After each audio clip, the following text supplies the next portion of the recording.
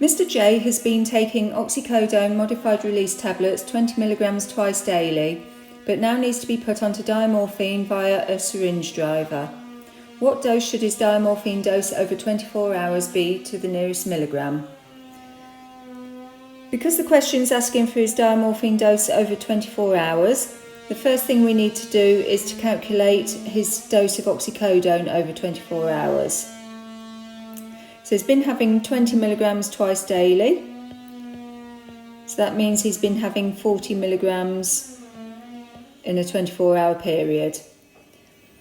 In these questions, if your patient is also on a top-up dose for breakthrough pain, you also need to include that in your calculations. So we know he's taking 40 milligrams of oxycodone over 24 hours. How do we know how to convert that to a diamorphine dose? The answer lies in a table on page 26 of the BNF. That's edition 78, by the way, maybe a slightly different page number when the new edition comes out. This ties in nicely with the opioids high-risk category that I've given you this month in your newsletter. These tables are very useful and something that you do need to know. You may be provided with them in a resource pack, but you certainly need to be aware of their existence and some of the principles in them.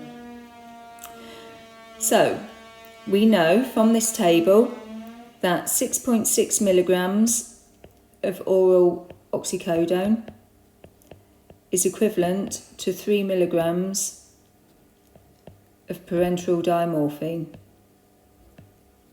I would then set up a proportional set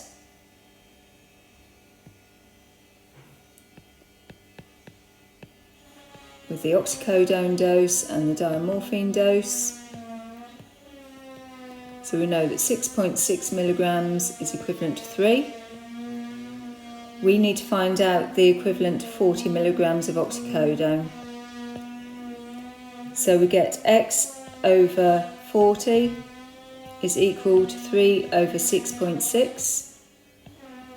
Rearrange that equation, we get x equals 3 by 40 divided by 6.6, which works out at 18.18 milligrams.